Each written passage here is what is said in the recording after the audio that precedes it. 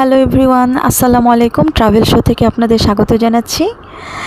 আপনারা দেখুন আজকে আমি কোথায় এসেছি। হ্যাঁ, আপনারা ঠিকই ধরেছেন, আজকে আমি ঢাকা কমলাপুর রেলওয়ে স্টেশনে চলে এসেছি। ভাবছি আপনাদের সাথে আজকে শেয়ার করব। এটা হচ্ছে ওভারব্রিজ, এখানে লোকজন যাতায়াত করে। তো 1968 সনে নির্মিত হয় এই কমলাপুর রেলওয়ে স্টেশনটি। কমলাপুর রেলওয়ে স্টেশনটি বাংলাদেশের সবথেকে বৃহত্তম স্টেশন এবং কেন্দ্রীয় স্টেশন।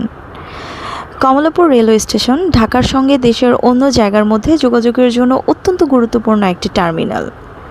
আর এই স্টেশনটি প্রতিষ্ঠিত হয়েছিল 1960 সনে আর চালু হয়েছিল 1968 সনে। তো এত বড় স্থাপনা তৎকালীন পূর্ব পাকিস্তানের আর কোথাও ছিল না। ইভেন আমি নিজেও অবাক হয়ে গেছি। লাইফে প্রথমবার যখন এই স্টেশনটা দেখেছিলাম, অবাক দৃষ্টিতে শুধু তাকিয়ে তাকিয়ে দেখছিলাম যে এত বড় স্টেশন আসলে আর কখনো দেখিনি। তো স্টেশনটিতে দেখুন টাইলস ছিল, এগুলো তুলে নেওয়া হয়েছে। আমি জানি না কেন তুলে নেওয়া হয়েছে, হয়তো বা রিপেয়ারিংয়ের কাজ করবে।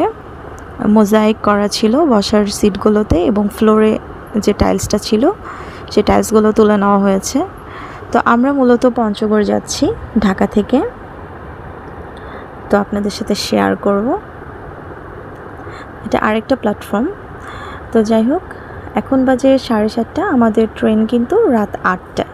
তো 7:30 বাজতেই দেখুন ট্রেন চলে এসছে। আমি একটু দেখাচ্ছি, এখানে বড় করে স্ক্রিনে দেখানো হচ্ছে। আমাদের ট্রেনের নাম হচ্ছে দ্রুতযান এক্সপ্রেস। ওই যে প্ল্যাটফর্ম নাম্বার 6, বীর মুক্তিযোদ্ধা সিরাজুল ইসলাম, অর্থাৎ পঞ্চগড় আর কি। রাত 8টায় ছাড়বে, তো 7:30টায় ট্রেন এসে হাজির হয়ে গেছে। তো 6 নম্বর প্ল্যাটফর্ম থেকে ছেড়ে দিবে। তো আমরা যাচ্ছি, আজকে জার্নি করছি আমার ভাইয়ের সাথে। তো ট্রেনে কিছু খাবার বিক্রি হয় মাঝপথে, ক্ষুধা লাগে প্রত্যেকেরই। তো আমাদের সাথে খাবার তো প্রতিবারই থাকে, তারপর আমরা এটা অভ্যাস আসলে কিনা, তো কিনেছিলাম। এই খাবারটাকে ওরা বলে যে খিচুড়ি, ভুনা খিচুড়ি বলে আর কি। 3 পিস মুরগির মাংস থাকে আর খিচুড়ি আর কি, সাথে সালাদ থাকে। তো আমরা এইভাবে খেয়েছিলাম। তো 2024-এ ফার্স্টের দিকে জার্নিটা ছিল। তো এটা ছিল যমুনা সেতু, রাতের অন্ধকার আস্তে আস্তে চলছে। তো এরপরে আমরা পৌঁছে গেলাম পঞ্চগড়। আলহামদুলিল্লাহ আমাদের জার্নি শেষ। তো এখন বাসায় যাওয়ার পালা। স্টেশনে দেখুন কতগুলো অটো গাড়ি দাঁড়ায় থাকে প্রত্যেক যাত্রীর জন্যে।